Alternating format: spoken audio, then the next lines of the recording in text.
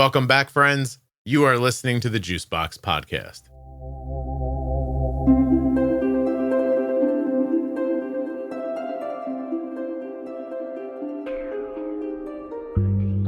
Hi, my name's Danny. I'm a type 1 diabetic of 37 years. I'm from the UK and I want to start raising awareness to the dangers of not looking after your diabetes. If this is your first time listening to the Juicebox Podcast and you'd like to hear more, download Apple Podcasts or Spotify, really any audio app at all. Look for the Juicebox Podcast and follow or subscribe. We put out new content every day that you'll enjoy. Want to learn more about your diabetes management? Go to juiceboxpodcast.com up in the menu and look for Bold Beginnings, the Diabetes Pro Tip series, and much more. This podcast is full of collections and series of information that will help you to live better with insulin. While you're listening, please remember that nothing you hear on the Juicebox Podcast should be considered advice, medical or otherwise. Always consult a physician before making any changes to your healthcare plan or becoming bold with insulin.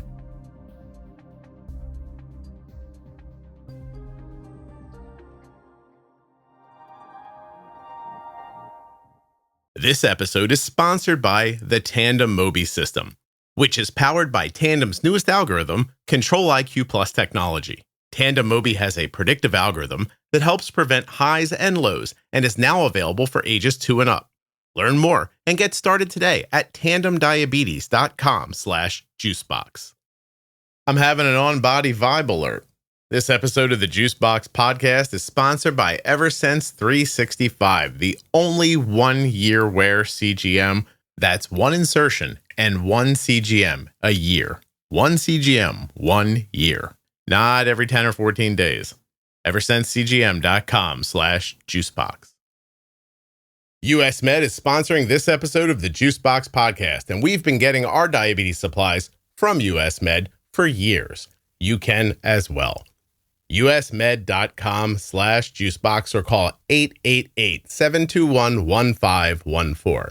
Use the link or the number, get your free benefits check, and get started today with US Med. Hi, my name's Danny. I'm a type 1 diabetic of 37 years. I'm from the UK and I want to start raising awareness to the dangers of not looking after your diabetes. Danny, I appreciate you coming on and doing this with me. Thank you for having me. Oh, it's a pleasure. Did I see yesterday that you logged on a day early for our recording? I was hoping you wasn't going to pick up on that. That normally only happens to Australians, but I think you're going to be my first person from England to have that happen too. So what, the date got confusing? Or I wonder how it works always, because like what time is it now where you are, for example? It's 5:40 p.m. But I just got my day. I do it quite often, get my days mixed up. I've turned up to hospital appointments a week early, dentist appointments a day late. It's just me. If it's not wrote down in front of me, I'll forget. Okay, so is it August 7th where you are right now? Yes, it is. Oh, geez, Danny. I was trying to give you an excuse and an out, but you just... No, there's no excuses. So I guess what happens to the Australians is that it's August 7th when it's August 6th here. And we often get that confusion where, you know, I log on and there's no one there and I send the note and I say, hey, you know, you're not here for the recording. And they go, no, it's tomorrow. And I went, look harder. So, all right. Well, anyway. No, I'm guilty, Your Honor. So you've had type 1 for how long again? Tell me. So I was diagnosed in 1988 on the 4th of April. So just over 37 years now. Wow, 88. That's a year before I graduated from high school. How old are you? I am 48 now. Oh, gosh. 48 years young. So what were you? I was 11 when I was diagnosed. Just started secondary school, but high school, I gather, would be the equivalent. Do you recall those days of being diagnosed? Do you remember how it happened? Yeah. Leading up towards my diagnosis, I was always active, playing a lot of football, tennis, played a lot of sports.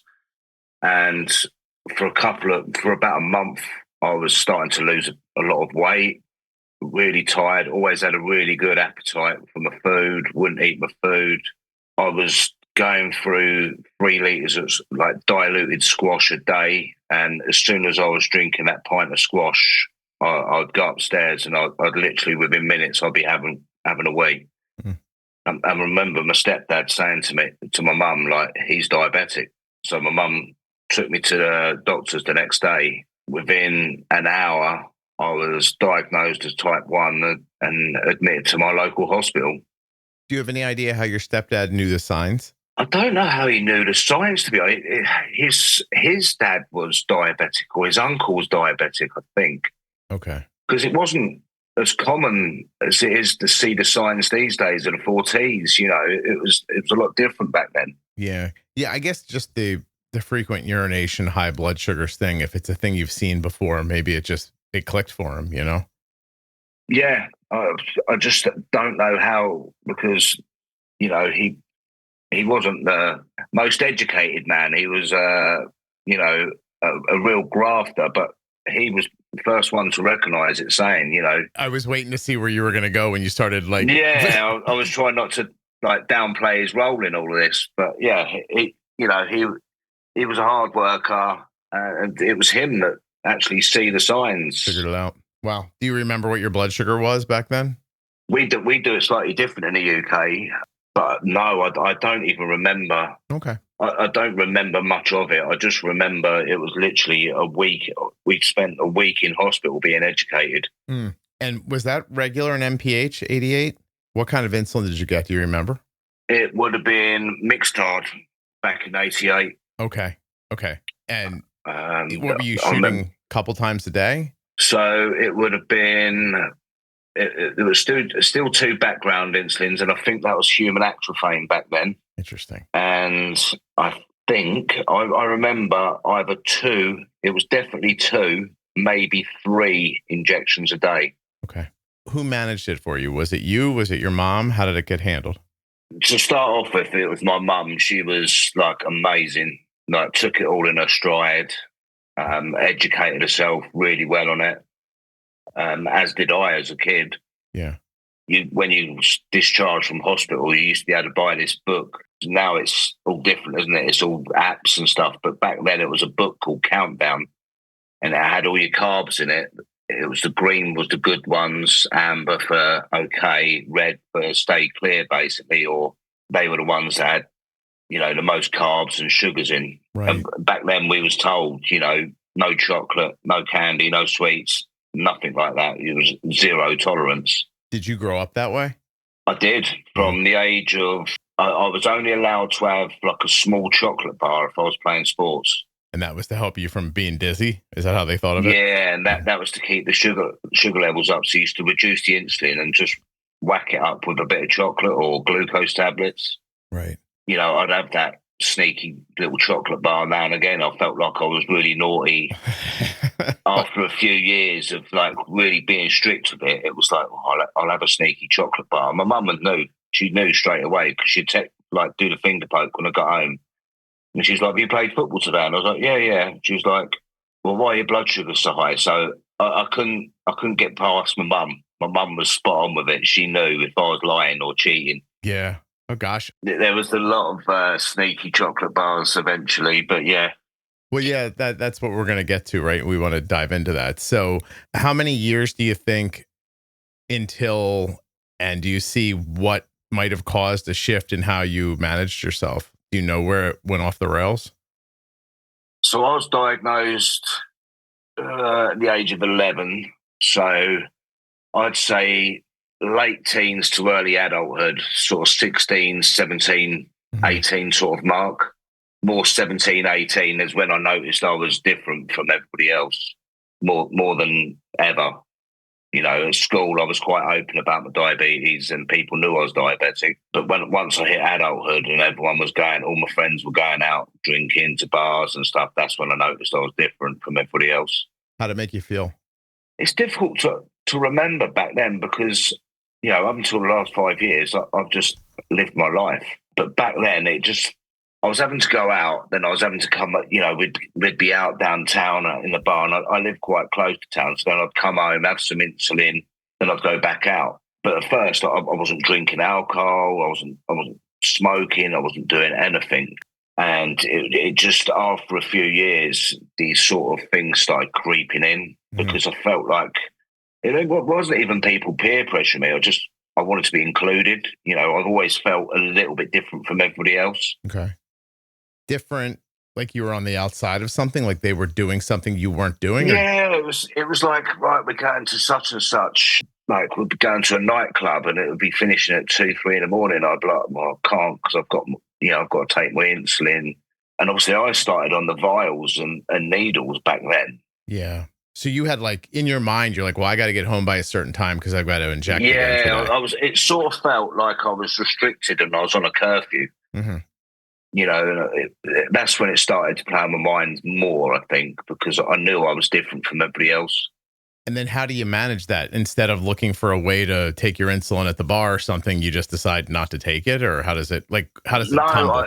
So eventually I went on to the disposable pens, and that was easier because you could put them in your coat pocket, and there was a bit more discreet because you just had a screw-on needle on the top. Yeah. So it just looked like a big marker pen in your pocket. So that was good. But then I wasn't testing my blood sugars properly. You know, I was going to hospital appointments, and we used to have a diary back then. Mm-hmm. There was no CGMs, and you used to have to write all your... I'd be sat outside the clinic filling in all my blood sugars. Yeah. Because they'd be saying, right, we need blood sugars for this date, these times. I'd write them all in this book, and I'd just make them up. Can I ask you, with hindsight, why did you not test? Part of it was laziness, and I never really learned about diabetes burnout. Yeah. Never knew nothing about it until I started speaking to guys in the States early this year. And that's when I, really learned more about diabetes burnout and thought, geez, I have had it over the years and not really known about it. Mm-hmm. I have a hard time imagining that many people are going to go through living a life with diabetes and not experience maybe many different seasons of difficulty just doing, what seem like simple things, test your blood sugar. I don't see how it can't, like, just the same way you talked about, just slowly feeling different, it kind of creeps up on you, and then you don't know how you got there. You start having reactions to it and acting differently or doing differently. And then before you know it, it's been a week and a month and you're not dead. So you're like, this must be okay. And then you kind of don't think about it anymore. It's the same. I think it's the same process that people get unhealthy and, a lot of different ways, gain weight, stop exercising, stop communicating with people you love. Like, I think all of that kind of drifts away in a similar fashion. Yeah, 100%. And, now when I look back to how I am now, health-wise, I wish I'd looked after it a lot better, done them finger pokes back then. And if I'm honest, Scott, I was doing them once a week, if you was lucky, for a number of months between the ages of 17 and 19. Yeah. What was once a week even accomplishing? Do you know? Nothing. Wasn't, because I wasn't even changing my insulin ratio. If I was high, I wasn't giving more. I wasn't giving more insulin. If I was I was just sticking to the same regime that I was insulin wise that I was on at the age of 16. Yeah. Before you feel too bad, let me tell you this. Like, Arden had a pretty simple medical procedure yesterday, right? So she had her tonsils out, but she's 21. So, it's a bit of an ass kicking getting your tonsils out when you're 21. So she comes home. We, had it set up prior. Like, I'm just going to run her blood sugars and everything, while because she's also on pain medication and stuff like that. So she was good for a while. Actually, I want to give a lot of credit to the Trio app, which kept her blood sugar super stable overnight, super stable in the morning before the surgery, during the surgery, just awesome blood sugars for the lead up to the process. Then at some point, the pain's going to hit her, a little bit of, all the things that come with having a surgery and everything else. And I know she's going to need more insulin. And I still spent the better part of 6 or 8 hours bolusing. Like, I kept bolusing and bolusing before even my brain was dude, turn up the basal. Like, what are you doing? Yeah. You know what I mean? Like, and if you were to come on this podcast and tell me that story, I would immediately, without hesitation, tell you, like, as soon as I saw the blood sugars wanting to creep up after the surgery, I'd probably look at like 150 basal, 150% basal, and Yeah. you're getting a unit an hour, make it a unit and a half, that kind of vibe. And yet for me, like, you get caught in the moment and everything's going on and you're just like, oh, higher blood sugar, I'll bolus, higher blood sugar, I'll bolus. And I finally, like, I don't know what happened to me. Like 4 a.m, I woke up, I looked at her blood sugar, it was like 180. And I'm like, what is happening? And then it just hit me. I'm like, oh, dummy. Like, what are you doing? So I went in and I changed her basal rate. Like, I literally just turned it up by 100%. Like, she's getting 2 units an hour right now instead of 1. And now I haven't even looked in a while. I'm looking right now with you. Now our blood sugar is 119 or 114. Yeah. So with all that technology and all that knowledge, my point is there were still 12 hours in there where my brain didn't go, oh, do the thing, do this. So I can't imagine when you're taking 3 shots a day and, doing a blood sugar test that probably was meaningless, right? Like, you would do them and then what? Nothing. Why would you settle for changing your CGM every few weeks when you can have 365 days of reliable glucose data? Today's episode is sponsored by the Eversense 365. It is the only CGM with a tiny sensor that lasts a full year, sitting comfortably under your skin, with no more frequent sensor changes and essentially no compression lows for 1 year. You'll get your CGM data in real time on your phone, smartwatch, Android or iOS, even an Apple Watch. Predictive high and low alerts let you know where your glucose is headed before it gets there, so there's no surprises, just confidence. And you can instantly share that data with your healthcare provider or your family. You're going to get 1 year of reliable data without all of those sensor changes. That's the Eversense 365. Gentle on your skin, strong for your life. 1 sensor a year that gives you 1 less thing to worry about. Head now to eversensecgm.com/juicebox to get started. I used to hate ordering my daughter's diabetes supplies. I never had a good experience and it was frustrating. But it hasn't been that way for a while, actually for about 3 years now, because that's how long we've been using US Med. usmed.com/juicebox or call 888-721-1514. US Med is the #1 distributor for Freestyle Libre systems nationwide. They are the #1 specialty distributor for Omnipod DASH, the #1 fastest growing Tandem distributor nationwide, the #1 rated distributor in Dexcom customer satisfaction surveys. They have served over 1 million people with diabetes since 1996, and they always provide 90 days worth of supplies and fast and free shipping. US Med carries everything from insulin pumps and diabetes testing supplies to the latest CGMs like the Libre 3 and Dexcom G7. They accept Medicare nationwide and over 800 private insurers. Find out why US Med has an A+ rating with the Better Business Bureau at usmed.com/juicebox or just call them at 888-721-1514.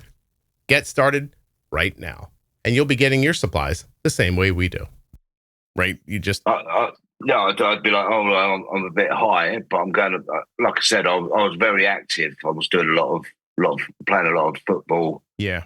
So it was quite easy to lower them sugars. Right. Because I was always active. You're running around everything. Yeah. Yeah. So I never worried too much about it. Right. If that made sense. And did you have any did you have knowledge? I mean, 17, 18, 19 years old, did you know what not taking enough insulin would do to you long term, or do you have any feeling for what that could be? The problem I have, as a proud man, I would never admit defeat, or these things will happen to you. You'll end up having problems with your eyes, gangrene, losing limbs. That was told to me when I was at a very young age, and I didn't care. At that time, when I was early 20s, then I just did not care. I was like, I'll be all right, because like I said, I was doing that odd finger poke now and again, and it's not going to happen to me. Right. Nothing was happening to me. So it's like, well, I'm okay. I'll just carry on. Feel invincible. Yeah. So what happened after 20? Which way did it go then? So I start when in my early 20s, I decided to go and work away for the summer in Portugal.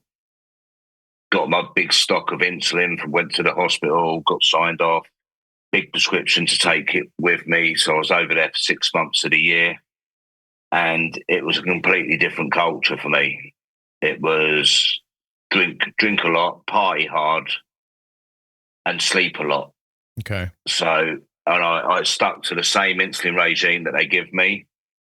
And I went 6 months of that year not testing at all. Not one single finger poke back then. You were on and I've done that for 3 summers consecutively. Really? Yeah. So summers were a vacation from reality.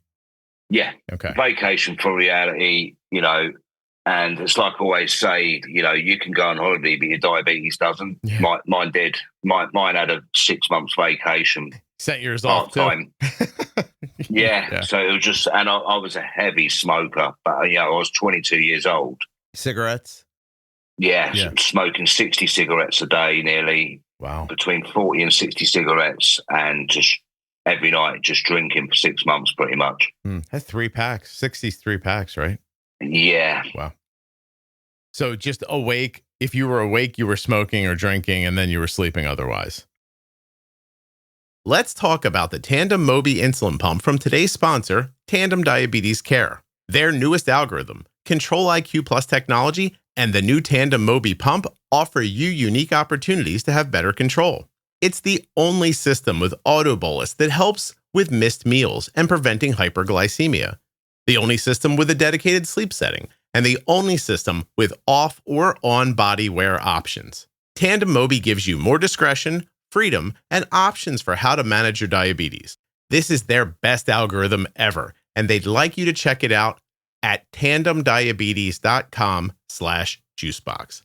When you get to my link, you're going to see integrations with Dexcom sensors and a ton of other information that's going to help you learn about Tandem's tiny pump that's big on control. tandemdiabetes.com/juicebox. The Tandem Mobi system is available for people ages 2 and up who want an automated delivery system to help them sleep better, wake up in range, and address high blood sugars with auto bolus.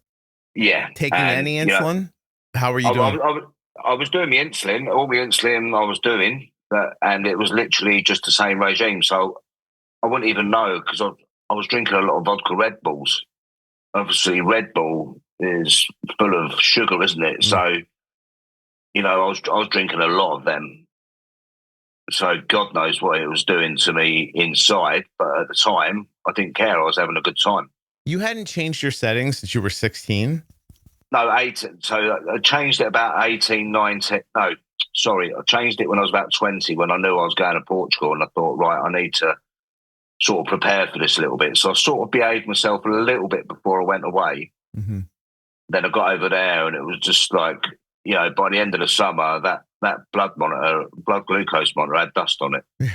And the amount of insulin you were taking didn't change if you gained weight. It didn't change if you ate more. I wasn't gaining a lot of weight because I wasn't eating a great deal, because I was spending all my money on going out partying. Yeah. Let me also say that I would also imagine if your blood sugars were high all the time, that's another reason you weren't gaining weight. Yeah. Yeah. Yeah. So, okay. And so for 6 months a year, you'd be in Portugal? I'd done that for 6 months of the year for the summer season. I'd come back to the UK. I think between the first and second year, I didn't even go back and see my endo. Just went back and done the same again. I was doing finger pokes and stuff, and I got back and I thought, right, I need, back in the UK, I need to sort myself out a bit. So I did then. I was, and not frequent, maybe twice a day. Right. Once in the morning, once in the evening before I knew I was going to bed or I was falling asleep. I'd do another one, see what it was like overnight. Was your mom checking in on you with diabetes, or had she stopped? At that time, I was living on my own. I had my own place, so I was able to, I was living on my own. Yeah. I'm 48 years old now, and she still tells me off for certain things. Not so much these days.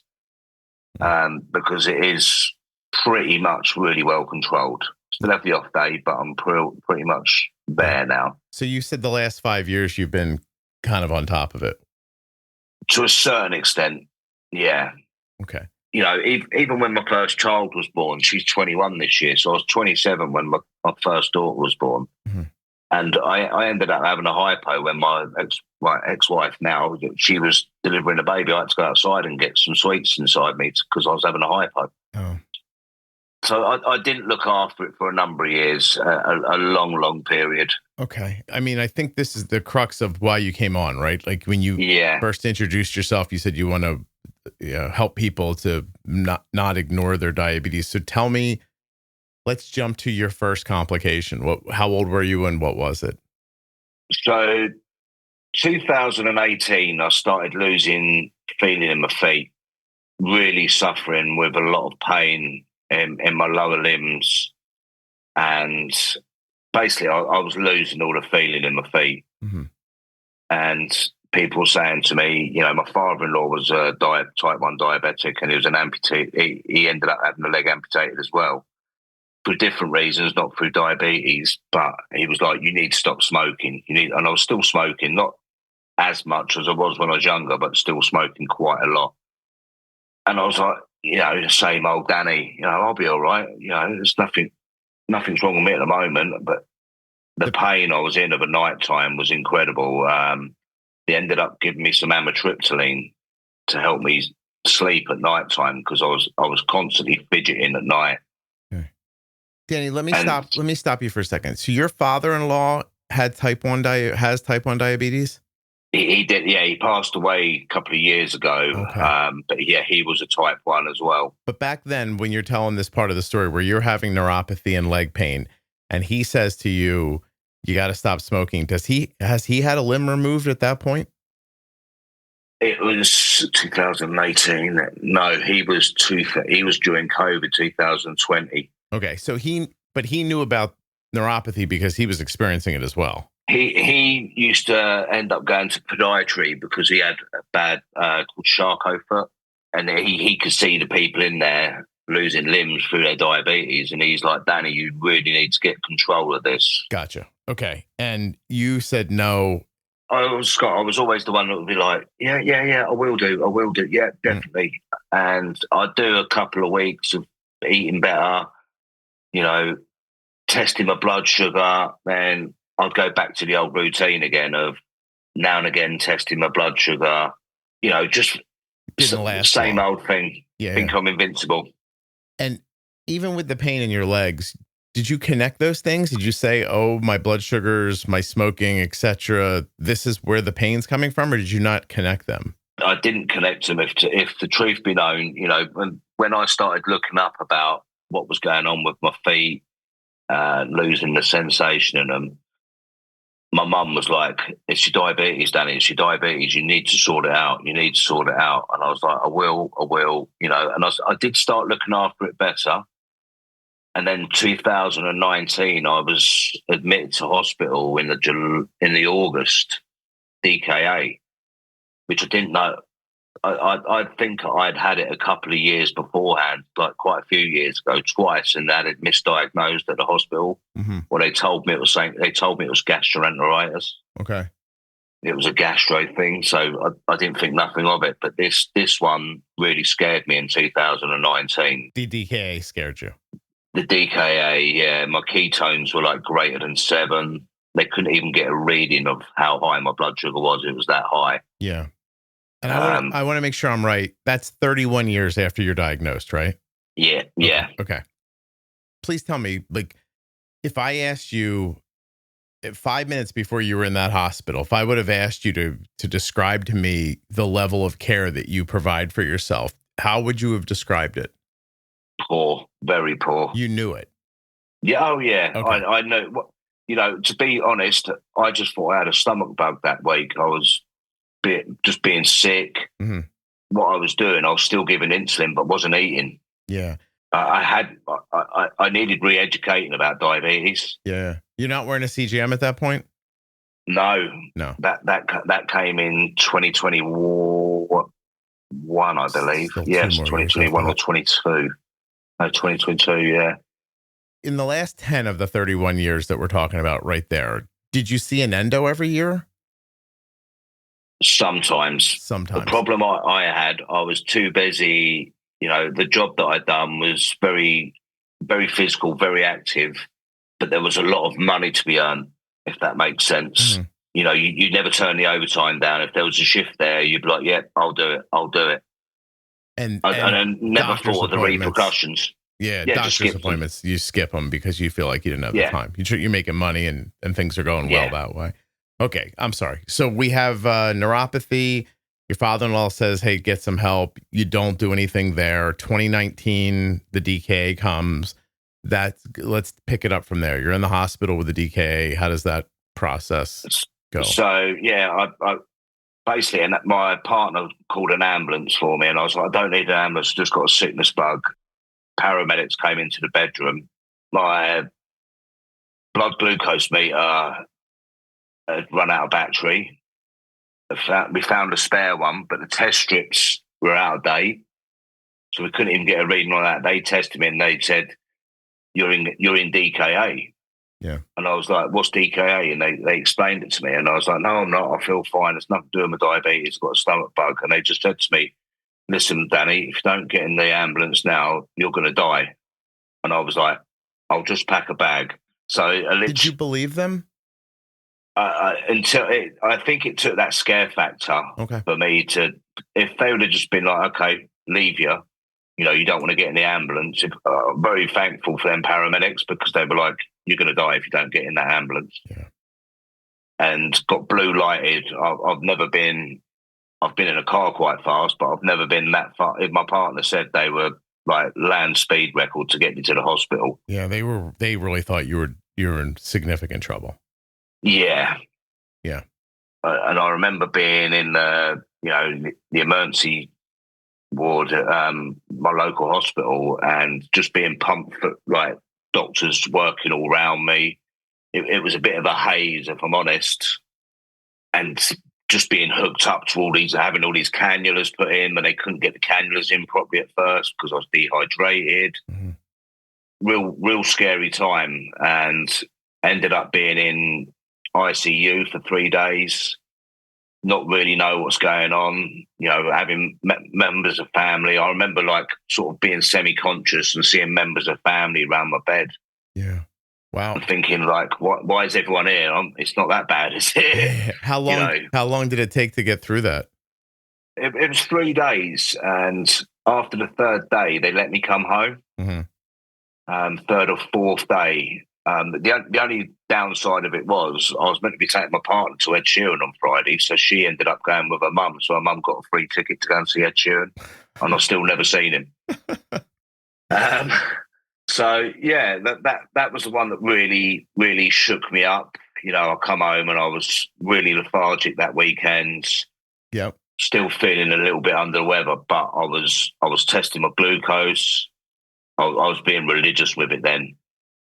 For that first week I come out of hospital, I was testing everything. They were getting me back in to see the endo in a different hospital, really good hospital that I'm under now. And it sort of kick-started my diabetes again, if that makes sense. Yeah, no, it got you back on track.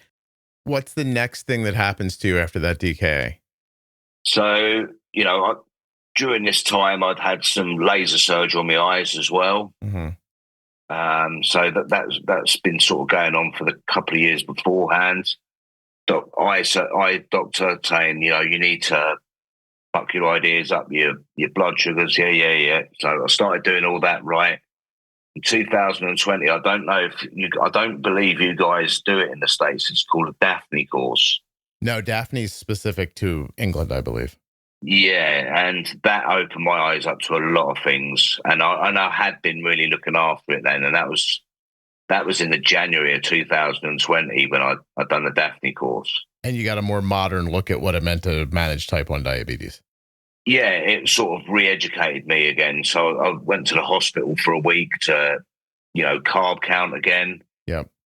They showed me all these apps that was available, and then obviously I was looking after it great, and we went into lockdown, and was really still quite looking after it quite well over lockdown. Still having my bad days, like I know a lot of diabetics do have the odd bad day. Yeah. And even now, I still don't say I'm the perfect. I'm far from the perfect diabetic, but I try my hardest now. Yeah. You're not pretending to try or pretending that you're just going to make it through no matter what.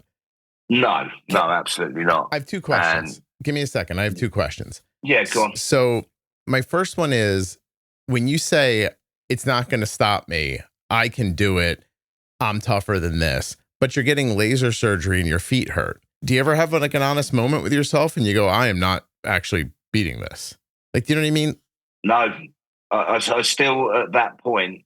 I was still steadfast. I can turn this round. Was my thought. Even process in 2020. But like, I'm talking to you, you're a bright guy. You're thoughtful. You're thinking about your life. I can tell all that, right? Like, so you're lying to yourself then.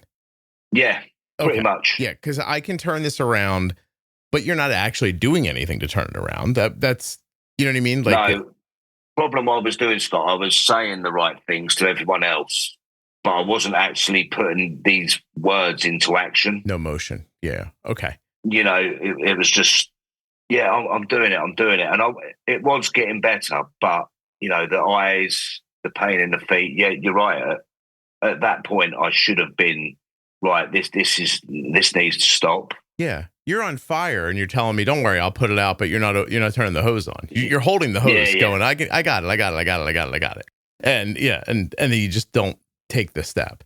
Do you have any reasonable idea about why not? Beyond the, like, I'm going to beat it, or I'm a guy and I think I can win. Like, do you, like, I'll ask it a different way. We'll get back to that question a different way. Would you ever describe yourself as not wanting to be alive, as not feeling like you're valuable? Like, did you have any bad self-esteem problems? Like, any reason? No. You wanted to live. Yeah. Okay. No, and I had two massive reasons to live. Was my children. Mm-hmm. But I was so focused. My health came second after my work. Sure. I was very, it wasn't even like a massive career that I was doing. It was just the money was good when you put the hours in. Mm-hmm. And I was so focused on earning money. My health came second. That was always my thought process. Do you think it's possible you're a victim of being diagnosed so early that the expectation for people with diabetes was so low, and then the way management became different over the years you never found out about? So is the Daphne course like almost learning like you have a different disease than the one you had before? When I was diagnosed, it was very strict. You wasn't allowed to eat, like I said, chocolate, sweets. Mm-hmm. You was not allowed. It's a big no-no. And if you had a lot of diabetic chocolate, it was like a laxative. So it wasn't great for you. Yeah. So I steered clear of it. But then when I had an appointment when I was about 18, it had changed quite a lot, diabetes management. Mm-hmm. And it was like, well, you can eat certain stuff as long as you do, insulin to cover them carbs.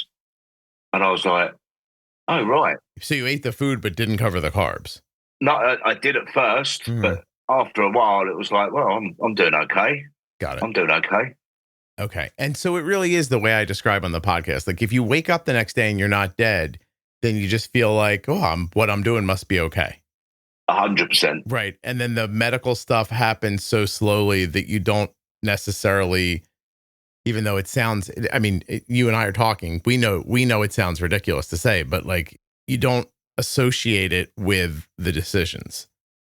Oh, no. Yeah. Never even, the thought never went through my mind that I'd be in the position I am in now. Yeah. You didn't connect that the pain was the diabetes management or the eyes was the diabetes management. It was just, these things are happening to me. Because it's not visible as such, Yep. the pain was there in the feet and the legs. Mm-hmm. I just thought at some point, because my job, I was on my feet quite a lot. Yep. I'd drive to a job, then I'd get out and I'd be on my feet for a couple of hours, back in the van, off to another job. I just thought it was the footwear I was wearing at first. I never thought of the diabetes at one point. then until I'd done Daphne. And the reason I'm asking you the questions this way, because you're kind enough to be here and share your story, but because I want people to hear two things. Like if they have type 1, I want them to hear that this slow kind of drift away from health can happen without you really knowing it. And I want them to hear that it can happen without you being malicious. Yeah. You're not consciously or even subconsciously saying to yourself, I don't want to be alive. I don't want to live. I don't want to take good care of myself. I don't want to be good health. You want all of those things. And I don't know. I just think that's important for people to hear. I don't even know that I want to justify what I mean by that. I just think it's important for people to hear that you're a reasonable, thoughtful guy with kids and a life, and you have desires to be alive and have fun and life and love, and you're not just ignoring your health. Because I think that it would be easy for a person to come in from the outside, hear your story and say, well, here's a guy that just didn't care and didn't try hard enough. And I don't think that you would characterize yourself as either of those things. No, I don't think it was that. It was, my thought process was earn the money quickly to have a better life with the kids and stuff. Yeah, you know, I hear you. I was very driven by money, which I'm not no more. Yeah. So we paint in the feet. What happens next? So, you know, like I said, I've done the Daphne course in 2020, went through lockdown, was looking after it reasonably well. I wouldn't say it was brilliant, but a lot better than I had done for the last 20 years, maybe. Right. At least, 20 years. And it got to 2022, and I was at work one day, and my right foot felt like really wet. And I was like, this doesn't feel right. I was working with another guy. We went back to the van to have a lunch, and my foot just felt really wet. And I was like, this isn't right. And I pulled my sock off, and basically half the bottom of my big toe was hanging off. Really? It was in like an ulcer, a blister on the bottom of my toe. And I was like, panic time settled. First time you'd ever noticed it? Yeah. Okay. And it was like, right, that's... He went and got in his van. I drove to the local hospital. They bandaged it up, and it's a small hospital, and so they sent me home with some antibiotics. And this was on like the Friday, so I had a couple of days. This was on a Thursday, sorry, a couple of days at home, and it got to the Sunday, and I was in so much pain in that foot. I took myself to my hospital, which is a massive hospital in Cambridge in the UK. Mm-hmm. And sat in the emergency department for a good 8 or 9 hours. And they had another look, sent me back home with stronger painkillers and antibiotics. And I had hospital the next morning in the eye clinic. So I had an eye checkup. Went to my eye checkup appointment, and it just didn't feel right. And I just thought I'd try my luck and poke my head into the diabetic clinic. And I spoke to one of the diabetic specialist nurses, and she went, can we just have a look at it? They got me into, because the podiatry was in the same area. Mm-hmm. They took me into podiatry, and they were like, right, we need to admit you to hospital. You could see the infection spreading up my leg. Okay. It was like up to halfway up my shin by then. Oh. So I got it. That was February 2022. And I was in hospital for 2 weeks on IV antibiotics. Told not to put weight bear on that foot for a while, so I was signed off from working, which was the biggest, at that time, the biggest killer for me. It was like, I can't work. Yeah. But still thinking everything might be okay. Went back the following week, and they said, I had a procedure when I was down in hospital called an angioplasty, where they run a line from your groin all the way down to your feet. And they put these little balloons in to open up the veins to get the blood flow going again. Mm-hmm.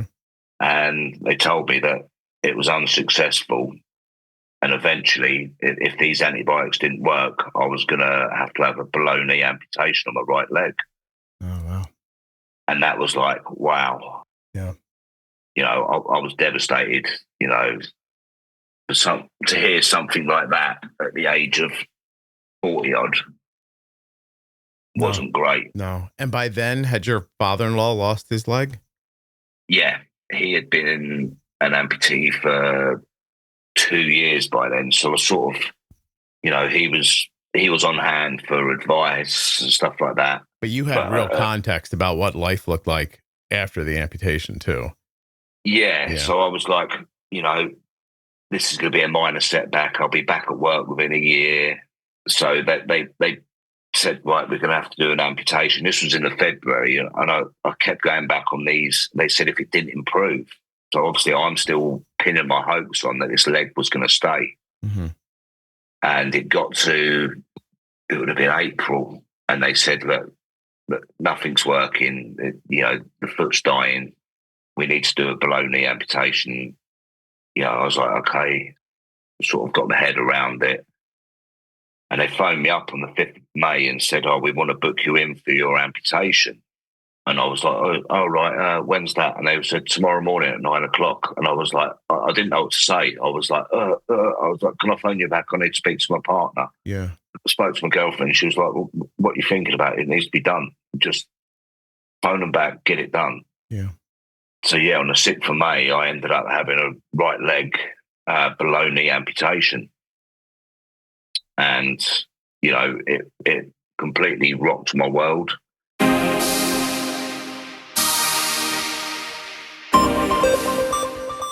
This episode was too good to cut anything out of, but too long to make just one episode. So this is part 1. Make sure you go find part 2 right now. It's going to be the next episode in your feed. A huge thanks to US Med for sponsoring this episode of the Juicebox Podcast.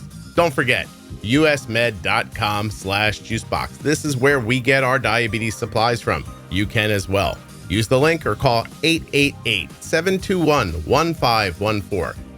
Use the link or call the number, get your free benefits check so that you can start getting your diabetes supplies the way we do from US Med. The podcast you just enjoyed was sponsored by Tandem Diabetes Care. Learn more about Tandem's newest automated insulin delivery system, Tandem Mobi with Control-IQ Plus technology at tandemdiabetes.com/juicebox. There are links in the show notes and links at juiceboxpodcast.com. I'd like to thank the Eversense 365 for sponsoring this episode of the Juicebox Podcast and remind you that if you want the only sensor that gets inserted once a year and not every 14 days, you want the Eversense CGM. Eversensecgm.com/juicebox. 1 year, 1 CGM. Hey, thanks for listening all the way to the end. I really appreciate your loyalty and listenership. Thank you so much for listening. I'll be back very soon with another episode of the Juicebox Podcast.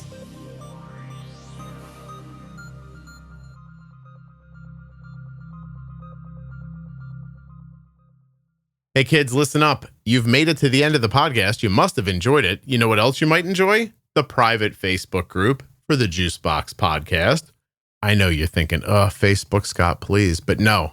Beautiful group, wonderful people, a fantastic community. Juicebox Podcast, Type 1 Diabetes on Facebook. Of course, if you have Type 2 or you're touched by diabetes in any way, you're absolutely welcome. It's a private group, so you'll have to answer a couple of questions before you come in. We'll make sure you're not a bot or an evildoer. Then you're on your way.